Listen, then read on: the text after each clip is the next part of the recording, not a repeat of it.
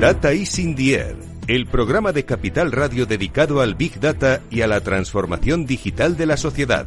Científicos de datos, innovadores tecnológicos, descubridores de un nuevo universo de información, reunidos en un programa de radio convertido en referencia. Data is in the air.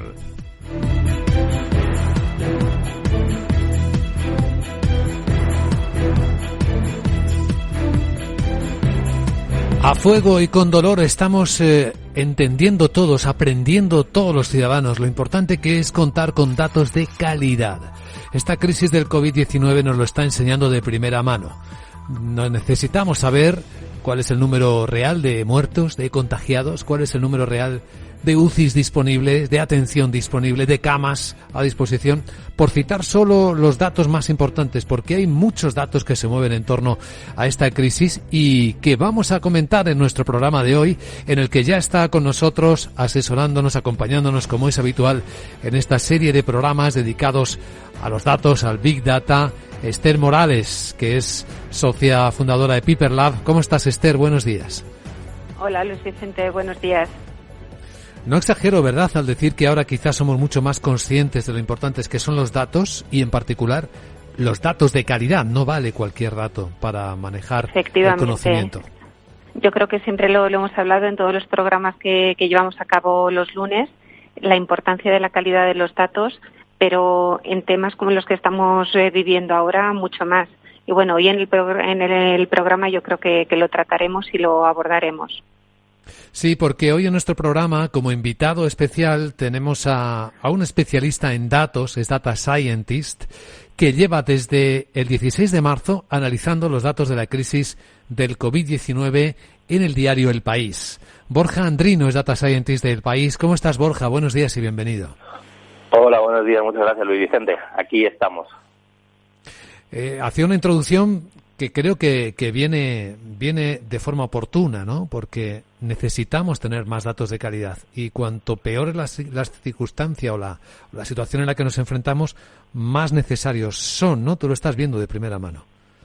Sí, totalmente. Esto, bueno, es una situación que es estresante para todos, que es nueva para todos y que yo creo que precisa para la sociedad de que los datos que tengamos sean datos muy claros.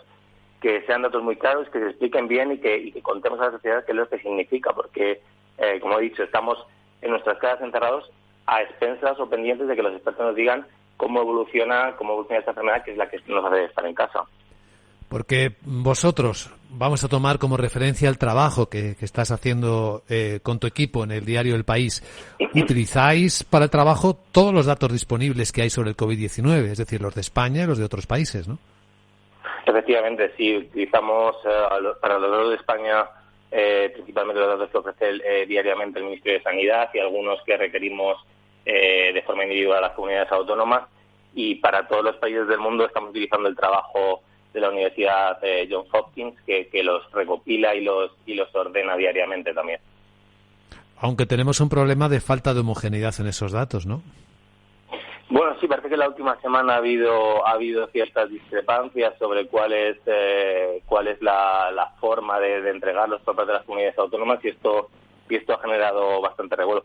Como decíamos antes, es importante que esto quede claro, que si hay alguna alteración en la serie que todos llevamos viendo en un mes, hace un mes o un mes y medio, no éramos conscientes ni de lo que era la curva, ni de lo que era un virus de este tipo, ni de lo que significa una pandemia. Pero ahora, aún sin ser expertos, sí que más o menos sabemos cuando las cosas van peor y cuando las cosas están empezando a mejorar. Entonces es importante que cualquier cambio en esta serie que venimos trabajando durante estas últimas semanas quede muy claro, sobre todo sea robusto.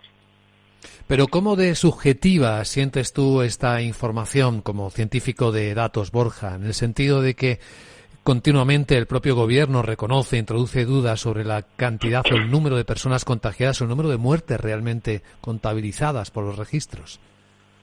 Bueno, tenemos que partir de una base. Los medios hemos puesto mucha atención en esta cuestión y obviamente lo tenemos en nuestro día a día y es algo para nosotros urgente.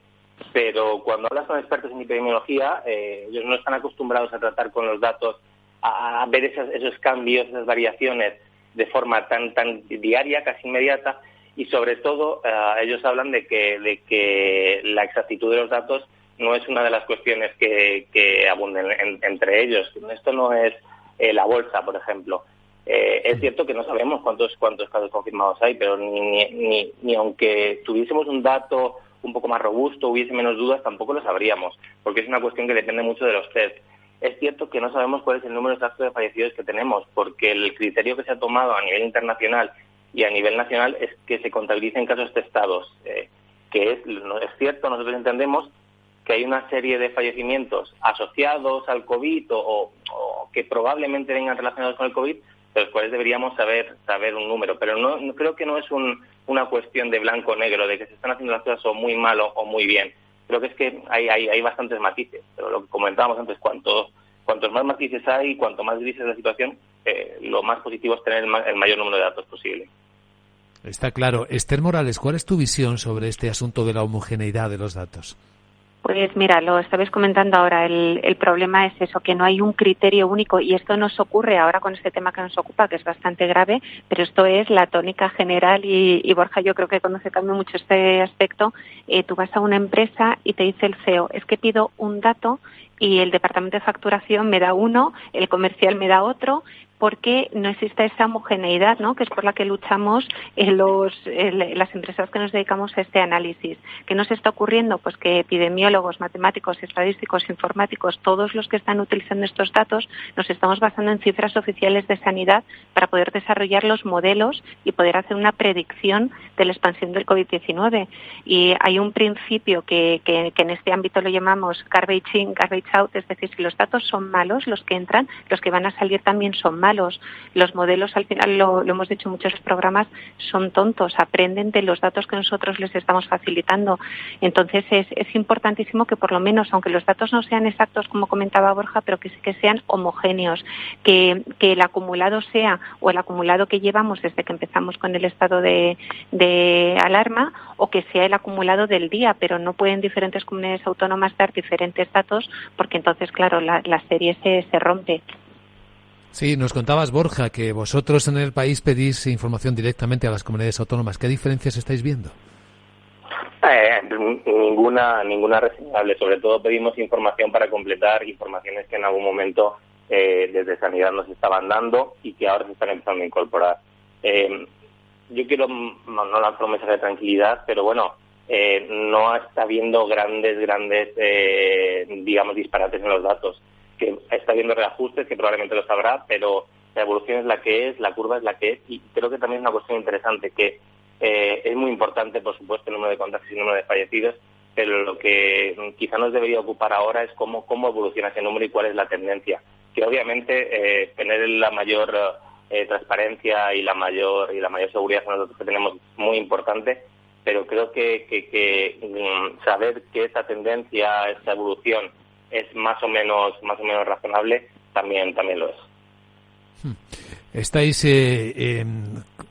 manejando los datos no solo del número de infecciones, el número de muertes, que es quizá lo que más llama la atención, pero también interesa mucho ver la información que se puede extraer de ellos, si se puede segmentar. Y uno de los que habéis estado analizando es el número de la incidencia en hombres e incidencia en mujeres. También se habla mucho de la incidencia según la edad. Personalmente, Borja, ¿te ha sorprendido algo de lo que se concluye viendo los datos de infecciones y muertes en hombres y mujeres? Bueno, era una de las cuestiones que llamaba la atención, ¿no? Como que el virus mataba más a los hombres y a las mujeres y vamos, nos pusimos a analizar los datos para intentar arrojar un poco de luz a este posible enigma, ¿no? Y lo que vimos, viendo los datos y hablando con expertos, que no es que los hombres mueran más que las mujeres por COVID, sino que los hombres mueren más que las mujeres por muchas otras cosas. Especialmente con las que están relacionadas con esta enfermedad, que son las que, digamos, las que agravan o las que aceleran tu probabilidad de morirte. Si tienes una enfermedad cardiovascular, si tienes una enfermedad respiratoria, el hecho de contraer esta enfermedad, de contraer coronavirus, acelera o te da más probabilidades de un empeoramiento que acabe desencadenando en la muerte. Y en esas enfermedades, en las cardiovasculares y en las respiratorias, los hombres, bueno, pues por nuestros hábitos de vida pasados, porque fumamos más, bebemos más, tenemos peores dietas, tenemos más tendencia a tener este tipo de patologías. Con lo cual, lo que al final pasa es que si una enfermedad acelera la probabilidad de muerte de un grupo de enfermedades concretas, y en ese grupo de enfermedades son más los hombres que las mujeres los que mueren, pues con COVID al final pasará esto, que mueren más hombres que mujeres. ¿Y con las edades, Borja? Con las edades es un poco lo mismo, está también muy relacionado con este tipo de enfermedades. Para una persona de 70-75 años es más fácil tener una enfermedad crónica relacionada sobre todo, ya os digo, con enfermedades respiratorias o cardiovasculares, que para una persona de 25 o 30 años. Pero bueno, el hecho de tenerlas hace que contraer el coronavirus te agrave tu situación de salud de mayor forma que si no lo tuvieras. Creo recordar que fue la semana pasada cuando publicasteis en El País un mapa de movilidad, o más concretamente de no movilidad, porque concluís que más de 30 millones de españoles se están quedando a diario en casa sin salir, o sea, están aceptando y practicando la confinamiento. ¿Qué datos son los que habéis estudiado? ¿Cómo los habéis obtenido? Bueno, sí, aquí hemos hecho lo que hacemos muchas veces en un departamento como el nuestro de periodismo de datos, que es intentar poner números a una realidad que más o menos todos observamos, ¿no? Y aquí lo que todos tenemos más o menos claro es que no hay gente por las calles, que uno va a la farmacia o a hacer la compra y no se cruza con nadie, hay un ritmo muy bajo de gente, y hemos intentado cuantificar cuánto es ese número bajo de gente, ¿no? Y a partir de números, a partir de conexiones telefónicas, de datos de movilidad, hemos analizado cuánta gente en todo el territorio se mueve, hace uno o dos, más de 2 viajes o ningún viaje a lo largo de un día. Y lo que hemos visto es eso, que aproximadamente 30 millones de personas en media, diariamente, o no salen de su casa o no se mueven del entorno, no cambian de antena telefónica durante todo el día. Esther, tú que conoces bien por distintos trabajos esto, ¿qué tipo de datos abiertos se pueden utilizar para conocer más sobre el comportamiento de las personas, los hábitos a raíz de esto del COVID-19?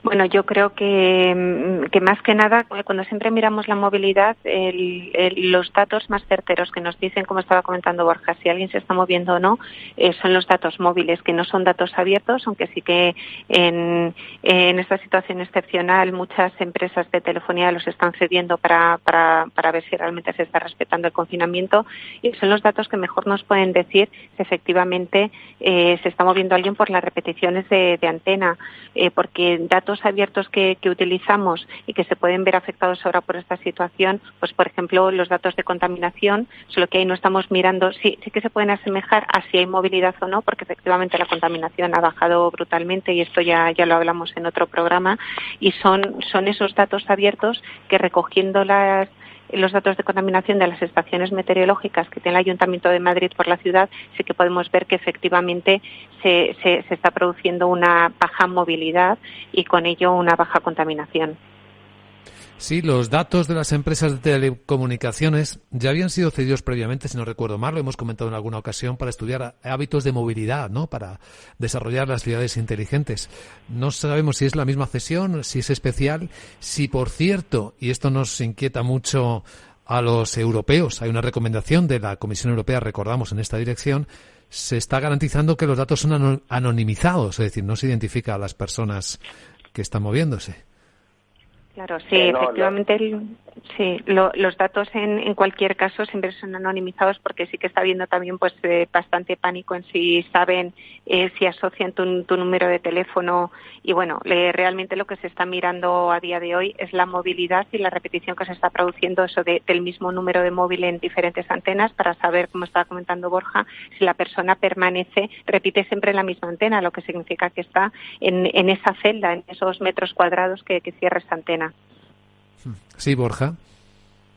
Sí, no, decía que es que efectivamente es la misma empresa que ya hizo un análisis sobre movilidad entre provincias para el Ministerio de Transportes. Y es la empresa que ha hecho con datos de la compañía telefónica Orange, que los ha pedido gratuitamente, ha vuelto a realizar este estudio, ahora enmarcándonos en una situación no tanto de movilidad, sino, como decías antes, de no movilidad. Como científico de datos, ¿Qué tipo de innovación, de avance te gustaría disponer para mejorar la calidad de vuestra información? La famosa app en la que voluntariamente la gente dice cómo está, cómo se encuentra o qué hace, ¿sería la mejor herramienta posible en este momento para saber más?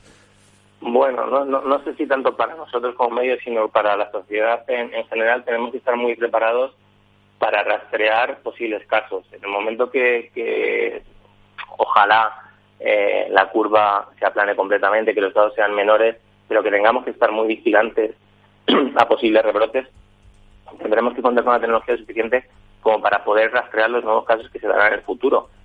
Intentar sobre todo anticiparnos a un colapso como el que hemos vivido en febrero y marzo en nuestro país. Y esa tecnología será muy importante.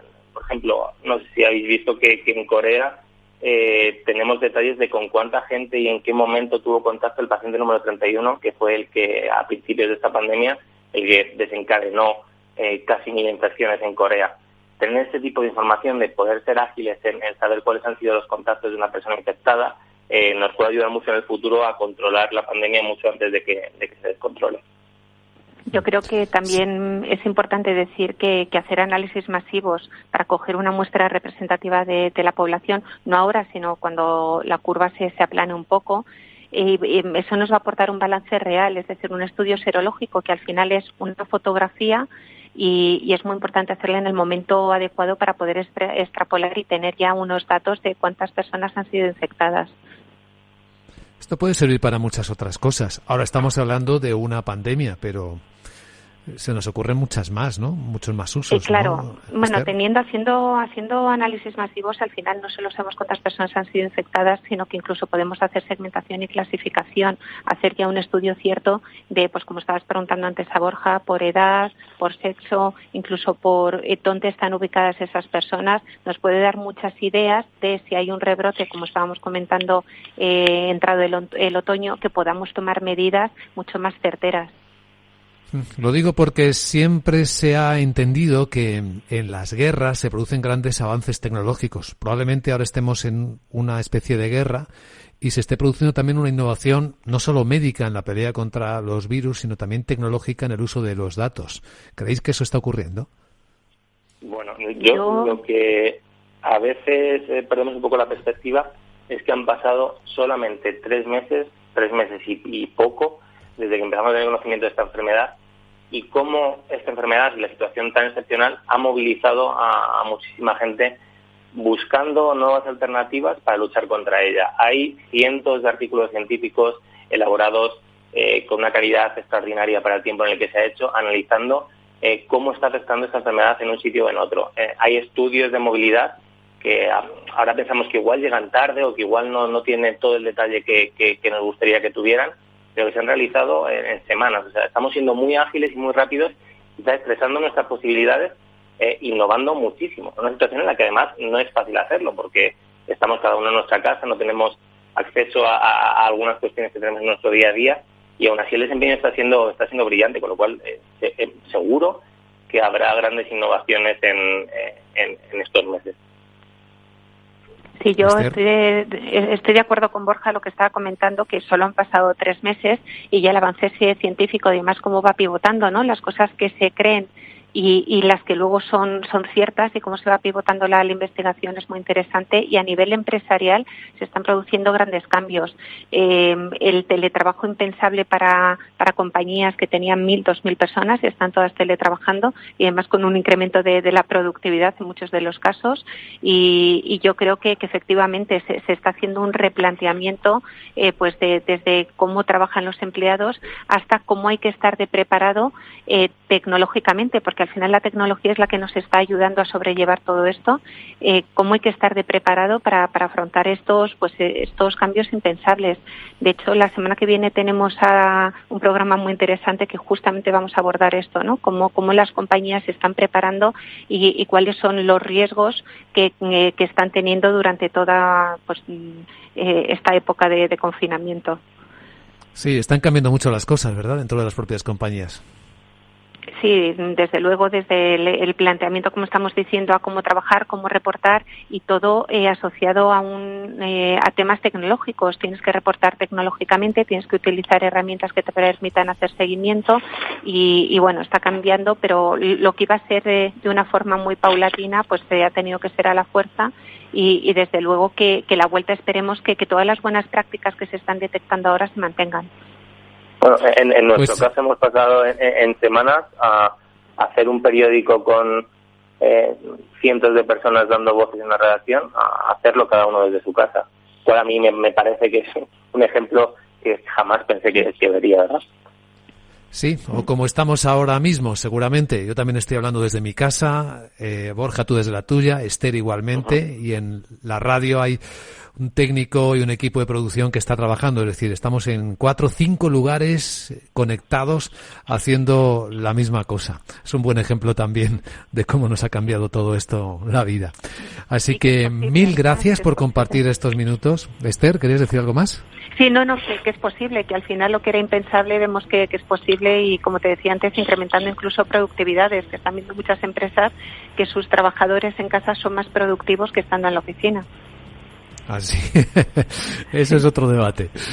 Borja Andrino ha sido hoy nuestro invitado especial en este tiempo de Big Data, es Data Scientist en el diario El País. Borja, muchas gracias por acompañarnos estos minutos.